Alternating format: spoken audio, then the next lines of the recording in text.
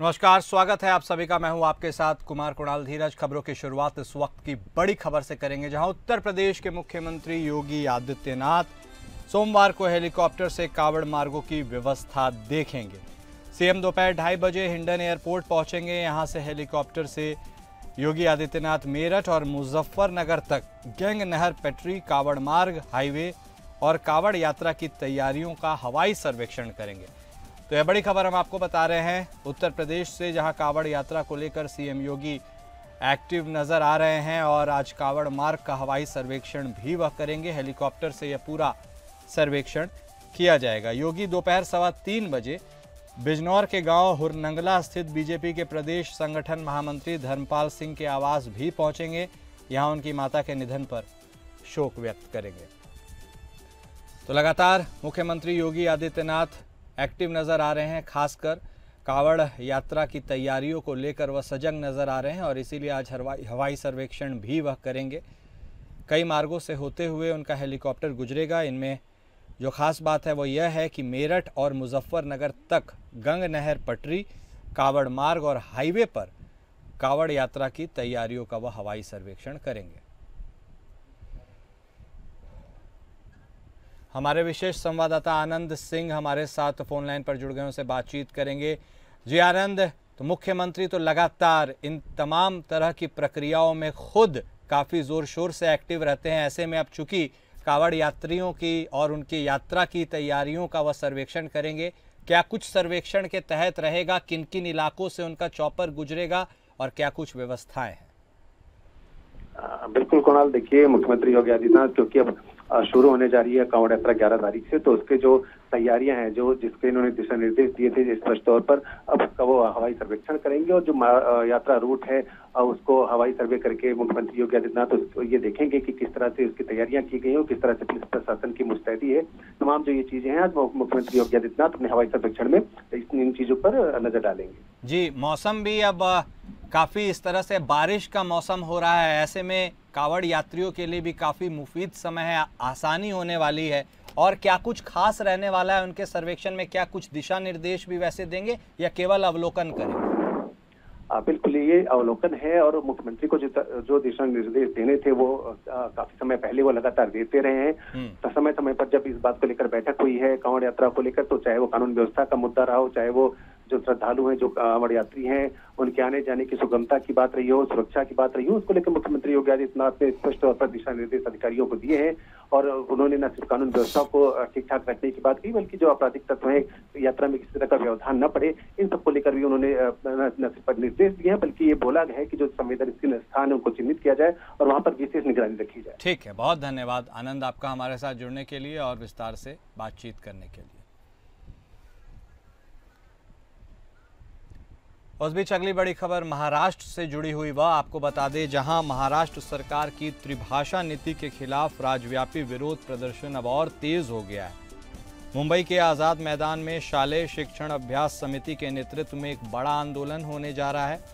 इस आंदोलन को राज ठाकरे की महाराष्ट्र नवनिर्माण सेना यानी एमएनएस और उद्धव ठाकरे की शिवसेना यूबीटी का भी समर्थन मिल सकता है।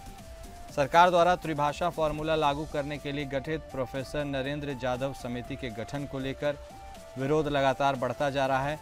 समिति के सदस्य और शिक्षाविद दीपक पवार ने कहा कि 7 जुलाई से आज़ाद मैदान में राज्य भर के लोग सरकार के निर्णय के खिलाफ एकत्रित होंगे। उन्होंने स्पष्ट किया, सरकार ने भले ही 2 कदम पीछे हटकर त्रिभाषा नीति के पुराने आदेश रद्द किए हों, लेकिन नरेंद्र जाधव समिति का गठन करके वह 4 कदम आगे बढ़ने की तैयारी कर रही है। यह अस्वीकार्य है। तो ये बड़ी खबर महाराष्ट्र से जुड़ी हुई, जहां हिंदी की अनिवार्यता को लेकर लगातार ऊहापोह की स्थिति बरकरार है। हिंदी की अनिवार्यता के ही खिलाफ आज मुंबई में भी प्रदर्शन होने वाला है और आज़ाद मैदान में अब बड़ा प्रदर्शन है। सरबजीत सोनी हमारे संवाददाता फोन लाइन पर हमारे साथ जुड़ गए हैं। सरबजीत, लगातार त्रिभाषा नीति को लेकर के सरकार को कटघरे में खड़ा करने की विपक्ष कोशिश कर रहा है। अब तो राज उद्धव भी साथ आ ही चुके हैं और ऐसे में अब जो फिर से प्रदर्शन होने वाला है विरोध दर्ज करने के लिए, यह प्रदर्शन में क्या कुछ होने वाला है और आगे की रणनीति क्या है?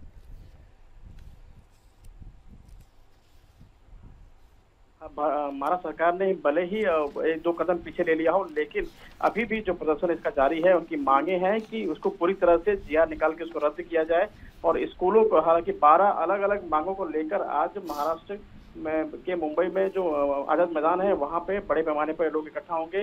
इकट्ठा लोग कहीं ना कहीं जो उद्धव ठाकरे और एमएनएस के जो मिलाप हुआ था उसमें कहीं ना कहीं अब समर्थन मिलता नजर आ रहा है। हालांकि हिंदी भाषा को लेकर आज पूरी तरह से प्रदर्शन किया जाएगा, जिसमें सरकार से 12 मांगों को लेकर उस पर रद्द करने की मांग है और कई ऐसे जो मांग है जिसमें बदलाव करने की जो मांग है। और एक ये भी मांग है कि महाराष्ट्र के जो दादा भूसे हैं उनके जो सेक्रेटरी हैं उनका इस्तीफे की भी मांग की गई है।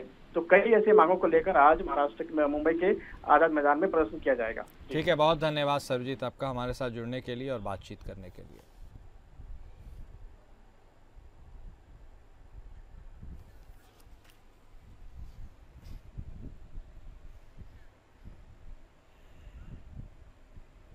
और इस बीच अगली बड़ी खबर समाजवादी पार्टी के वरिष्ठ नेता और पूर्व मंत्री आजम खान से जुड़ी हुई है, वह आपको बता देते हैं। जहां पूर्व मंत्री आजम खान की जमानत अर्जी पर आज सुनवाई होगी।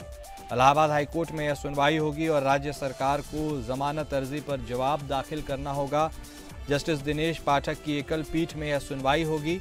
वहीं मौत के घाट उतारे गए माफिया अतीक अहमद के भाई खालिद अजीम उर्फ अशरफ की पत्नी जैनब फातिमा की याचिका पर इलाहाबाद हाईकोर्ट में सुनवाई होगी।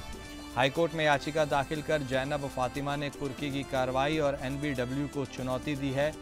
संभल की रजा मस्जिद वक्फे मुस्तफ़ा उस्मानिया की भूमि विवाद को लेकर दाखिल याचिका पर इलाहाबाद हाईकोर्ट में सुनवाई होगी।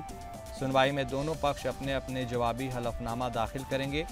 सुप्रीम कोर्ट ने 13 नवंबर 2024 के आदेश से ध्वस्तीकरण पर रोक लगा रखी है। तो बड़ी खबर आपको इलाहाबाद हाईकोर्ट से जुड़ी हुई बता रहे हैं, जहां 3 बड़े मामलों पर आज इलाहाबाद हाईकोर्ट में सुनवाई होगी। जहां एक तरफ पूर्व मंत्री आजम खान की जमानत याचिका पर सुनवाई होनी है, वहीं पूर्व माफिया अतीक अहमद के भाई अशरफ की पत्नी जैनब फातिमा की याचिका पर भी सुनवाई होगी। हमारे साथ हमारे संवाददाता आलोक सिंह जुड़ गए हैं इस खबर पर, उनसे बातचीत करेंगे। आलोक, एक साथ 3 बड़ी सुनवाई आज इलाहाबाद हाईकोर्ट में होने वाली है। सब हाई प्रोफाइल मामले हैं, एक पूर्व मंत्री आजम खान, दूसरा माफिया अतीक अहमद के भाई अशरफ की पत्नी की तरफ से, और एक मस्जिद को लेकर। क्या कुछ खास रहने वाला है इस सुनवाई में और क्या कुछ निष्कर्ष पर आज संभवतः क्या अदालत उतर सकती है या फिर आगे तारीख होगी? देखिए, समाजवादी पार्टी के वरिष्ठ नेता है आजम खान, जो कई बार मंत्री रहे हैं, विधायक रहे हैं। इनके जब योगी सरकार आई थी तो इनके खिलाफ रामपुर में कई आपराधिक मामले दर्ज किए गए। दर्जनों मामले इनके खिलाफ दर्ज किए गए थे। बहुत सारे मामलों में इनको जमानत मिल चुकी है, कुछ मामले हैं जिसमें इनको जमानत नहीं मिली है, जेल में निरुद्ध है, जेल में बंद है। तो आज इनकी जमानत अर्जी पर इलाहाबाद हाईकोर्ट सुनवाई करेगा। न्यायमूर्ति दिनेश पाठक की एकल पीठ सुनवाई करेगी। राज्य सरकार से इसमें जवाब मांगा गया था। आज राज्य सरकार को अपना जवाब दाखिल करना है। जब दोनों पक्षों का जवाब आ जाएगा तो जमानत दी जाए या नहीं दी जाए, इस पर आज सुनवाई होगी। इसके साथ ही माफिया अतीक अशरफ जिनकी मौत हो गई थी पुलिस कस्टडी में, इनकी अशरफ की पत्नी जैनब फातिमा ने इलाहाबाद हाईकोर्ट में याचिका दाखिल की है। और साथ में जो पुलिस ने उनके खिलाफ 82-83 यानी कुर्की की कार्रवाई का जो नोटिस दिया है और इनके खिलाफ एनबीडब्ल्यू भी लिया है। ये उमेश पाल हत्याकांड में आरोपी हैं। इनके खिलाफ पुलिस ने इनको आरोपी बनाया है, इनके खिलाफ चार्जशीट दाखिल की है। तो इन्होंने इनके खिलाफ, क्योंकि लंबे समय से फरार चल रही है, जो अभियुक्त लंबे समय से फरार होते हैं उनकी अगर गिरफ्तारी नहीं होती तो पुलिस 82-83 की कार्रवाई करती, यानी कि उनकी संपत्ति को कुर्क किया जाता है। तो उस आदेश को इलाहाबाद हाईकोर्ट में चुनौती दी गई है, उस पर भी आज इलाहाबाद हाईकोर्ट में सुनवाई होगी। साथ ही रजा मस्जिद के मामले में भी लेकर आज इलाहाबाद हाईकोर्ट में सुनवाई है। तो ये 3 मुख्य मामले आज इलाहाबाद हाईकोर्ट में है। दोपहर बाद ये निश्चित हो जाएगा कि किन मामलों में सुनवाई हुई या किन मामलों में अगली डेट मिल गई है। जी आलोक, और संभल की रजा मस्जिद भी काफी सुर्खियों में रही एक वक्त, और अब देखिए उस पर भी सुनवाई होनी है। ऐसे में क्या दोनों पक्ष की तरफ से हलफनामा केवल दाखिल किया जाएगा या फिर और भी बहस होगी? आगे की प्रक्रिया क्या कुछ हो सकती है रजा मस्जिद के केस में?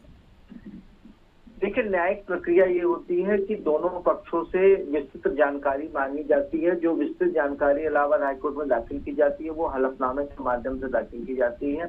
तो दोनों पक्षों का अगर जवाब आ जाएगा, दोनों पक्षों की तरफ से अपनी अपनी बातें रखी जाएंगी, उसके बाद ही बहस होगी। दोनों पक्षों के अधिवक्ता अपनी अपनी दलीलें देंगे। तो देखना है कि आज रजा मस्जिद को लेकर क्या इलाहाबाद हाईकोर्ट फैसला सुनाता है। ठीक है, बहुत धन्यवाद आलोक आपका हमारे साथ जुड़ने के लिए और विस्तार से इन तमाम पहलुओं पर जानकारी देने के लिए।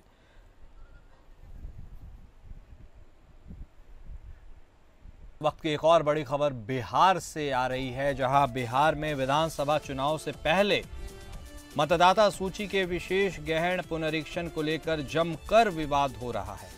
विपक्ष चुनाव आयोग और इस प्रक्रिया की टाइमिंग पर सवाल खड़े कर रहा है। महागठबंधन ने इस मामले को लेकर 9 जुलाई को चक्का जाम का ऐलान भी किया है। हालांकि चुनाव आयोग का कहना है कि यह प्रक्रिया पारदर्शिता के लिए जरूरी है। दूसरी ओर अब यह मामला सुप्रीम कोर्ट भी पहुंच चुका है। आरजेडी सांसद डॉक्टर मनोज झा ने सुप्रीम कोर्ट का दरवाजा खटखटाया है। उन्होंने चुनाव आयोग के इस कदम को चुनौती दी है। मनोज झा ने चुनाव आयोग के फैसले पर रोक लगाने की सुप्रीम कोर्ट से मांग की है। इससे पहले एसोसिएशन फॉर डेमोक्रेटिक रिफॉर्म्स और टीएमसी सांसद महुआ मोइत्रा भी चुनाव आयोग के इस फैसले को सुप्रीम कोर्ट में चुनौती दे चुकी है। इन याचिकाओं में कहा गया है कि चुनाव आयोग का यह फैसला मनमाना है और इसके चलते बिहार के लाखों मतदाताओं का मतदान का अधिकार छिन जाएगा। बिहार में इसी साल चुनाव होना है। बीते 24 जून को चुनाव आयोग ने बिहार में वोटर लिस्ट के एसआईआर की घोषणा की थी, जिसे स्पेशल इंटेंसिव रिवीजन कहा जाता है। आयोग के इस फैसले पर कई विपक्षी दल के नेता भी अपनी नाराजगी जाहिर कर चुके हैं। तो ये बड़ी खबर बिहार से बता रहे हैं, जहां वोटर लिस्ट रिवीजन का यह मामला तूल पकड़ता हुआ नजर आ रहा है और अब राष्ट्रीय जनता दल भी इस मामले को लेकर सुप्रीम कोर्ट पहुंच चुकी है। याचिका दायर कर इस पूरे मामले पर चुनौती दी गई है। हमारे साथ हमारे संवाददाता विवेक सिंह चंदेल भी फोन लाइन पर जुड़ गए हैं, उनसे बातचीत करेंगे। विवेक, बिहार का मामला अब तूल पकड़ता नजर आ रहा है, खासकर तब जब चुनाव में अब कम वक्त बचा है। फंडामेंटल राइट है वोटिंग का अधिकार। ऐसे में चुनाव आयोग के इस कदम के बारे में जो तमाम पार्टीज विपक्षी एकजुट हो रही है, सुप्रीम कोर्ट तक मामला पहुंच गया है। क्या कुछ अपडेट है, क्या कुछ हो सकता है? दरअसल जो सुप्रीम कोर्ट में याचिका दाखिल की गई है, उन याचिकाओं में सीधा सीधा आरोप ये लगाया गया है कि चूंकि चुनाव विधानसभा के चुनाव नजदीक हैं और जो 1 महीने का समय जो दिया गया है एसआईआर के लिए, जो स्पेशल रिवीजन है लिस्ट का, जो वोटर लिस्ट है उसमें रिवीजन के लिए, उस जो 24 जून का जो आदेश है, उस आदेश को रद्द करने की मांग की गई है। उसमें सीधा सीधा ये सवाल कहा गया है कि जो वोटर लिस्ट में रिवीजन का जो आदेश है ये चुनाव आयोग का, वो संविधान के अनुच्छेद 14, 19, 21 और 325 और 326 के साथ साथ जो पीपल्स ऑफ रिप्रेजेंटेटिव एक्ट है और जो registration of the electoral rules है 1960, उसके नियम 21A का उल्लंघन है। उनका सीधा सीधा कहना है कि चूंकि इलेक्शन कमीशन का जो ये आदेश है, उस आदेश की वजह से जो वोटरों का रिवीजन किया जा रहा है, उस रिवीजन में कुछ ऐसी चीजें भी कही गई हैं कि जो वोटर है उसको अपने आधार कार्ड के साथ साथ अपने जो माता पिता हैं उनके अधिकार, जो उनके आधार कार्ड है वो भी देने पड़ेंगे। इसके अलावा कुछ डॉक्यूमेंट्स और भी प्रोवाइड करने को कहे गए हैं, जिससे जो बिहार के वोटर हैं उनको दिक्कत आ सकती है। उसके पीछे का तर्क ये दिया है कि 2023 में जब ये चुनावों का माफ कीजिएगा 2003 में जब मतदाता की नई सूची बन रही थी, उस दौरान कुछ ऐसे लोग थे जिनके जो मतदाता सूची में उनका नाम तो रखा गया था, लेकिन उनको कुछ ऐसे दस्तावेज थे जिनकी जरूरत नहीं थी, लेकिन उनका अभी तक वेरिफिकेशन नहीं हो पाया। ऐसे में अगर ये नई जो नियम है इलेक्शन कमीशन की तरफ से जो लगा दिए जाएंगे वेरिफिकेशन के नाम पे, तो ऐसे में वो मतदाता अपने मतों से वंचित रह जाएंगे।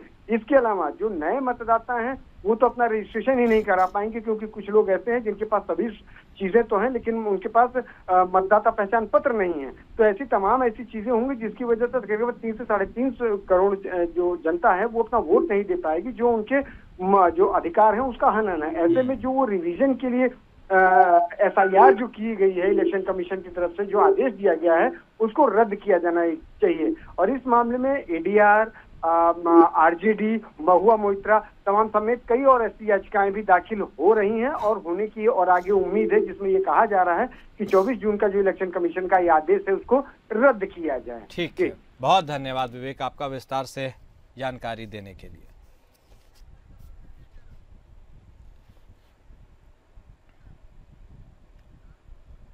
उस बीच अगली बड़ी खबर सपा सुप्रीमो अखिलेश यादव की टिप्पणी की आ रही है। अखिलेश यादव ने कहा है कि बीजेपी संगठन के बदलाव पर उन्होंने वार करते हुए ये बात कही कि संगठन के बदलने से जनता की नाराजगी नहीं खत्म होगी।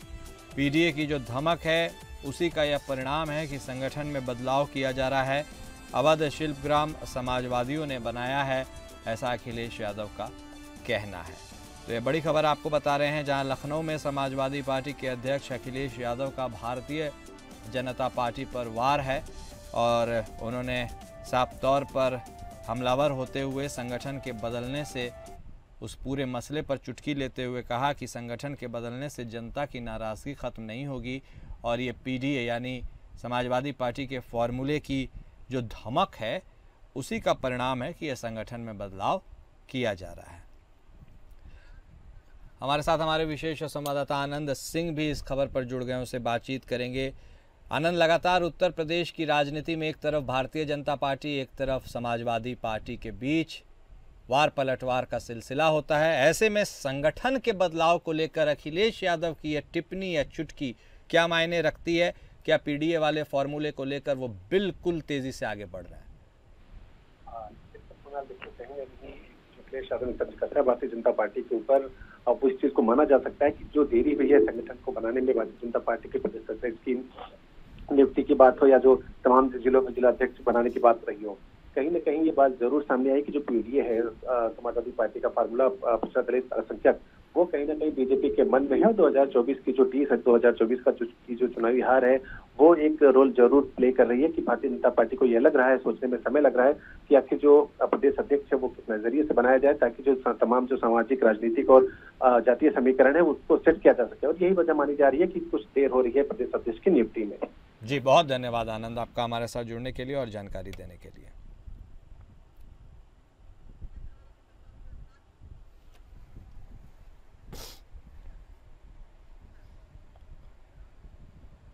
और अगली खबर उत्तर प्रदेश के चंदौली जिले से है, जहां पुलिस और स्वॉट की टीम की संयुक्त कार्रवाई में शराब तस्करी का बड़ा खेल उजागर हुआ है।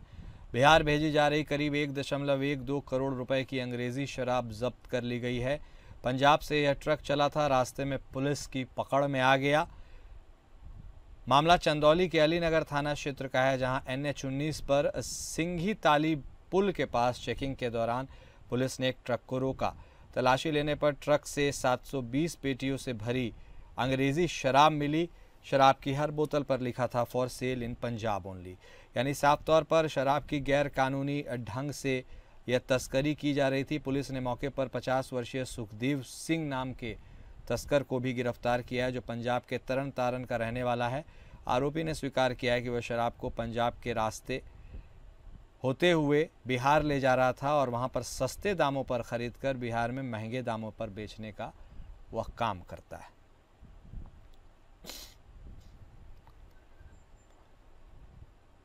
चंदौली पुलिस के हाथ बड़ी सफलता लगी है। बता दें, अलीनगर थाना पुलिस और स्वाट टीम की संयुक्त कार्रवाई में पंजाब राज्य से बिहार ले जाई जा रही 6,399 लीटर अवैध शराब की खेप सिंघी ताली पुल हाईवे पे पकड़ी गई है।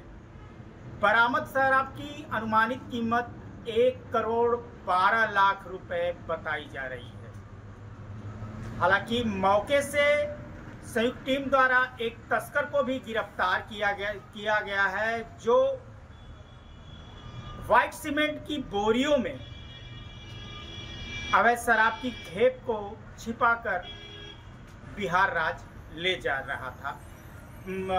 गिरफ्तार तस्कर इस अवैध शराब के गोरख धंधे में काफी दिनों से सक्रिय रहा।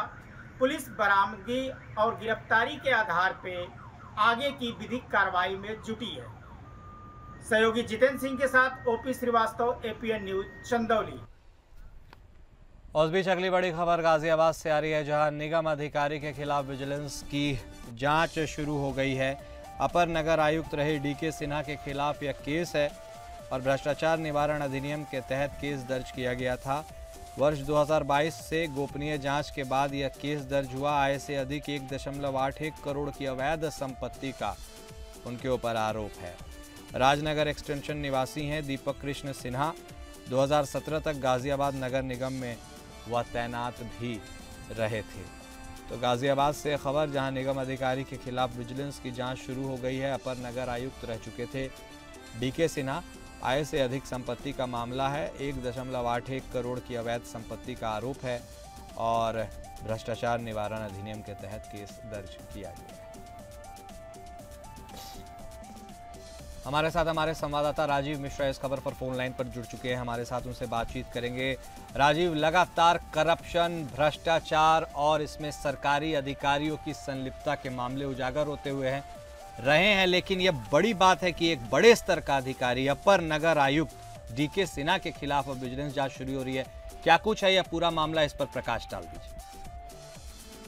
देखिए, मैं आपको बता दूं कि जो डीके सिन्हा हैं, ये 2017 में गाजियाबाद के नगर निगम के पद पर एक बड़े पोस्ट पर रहे थे और तभी से इनकी जो चर्चाएं थी वो आम थी कि ये मतलब करप्शन में लिप्त हैं या, लेकिन ये जब 2022 आया तो उसके बाद इनकी जो जांच थी वो शुरू हो गई और जांच होते होते इनकी जो शिकायत करता थे वो काफी सक्रिय रहे और लखनऊ के संपर्क में रहे। उसके बाद से इनकी जो जांचें थी वो काफी तेज हो गई और उन जांचों में ये पाया गया कि तकरीबन 1.81 करोड़ रुपए की संपत्ति इन्होंने जो अवैध बनाई हुई है उसके उनको प्रमाण मिले और उस प्रमाण की बाद इनकी विजिलेंस जांच में इनको पाया गया और उसके बाद इनकी जो जांच है वो आगे बढ़ी है। ठीक है, बहुत धन्यवाद राजीव आपका हमारे साथ जुड़ने के लिए और जानकारी देने के लिए।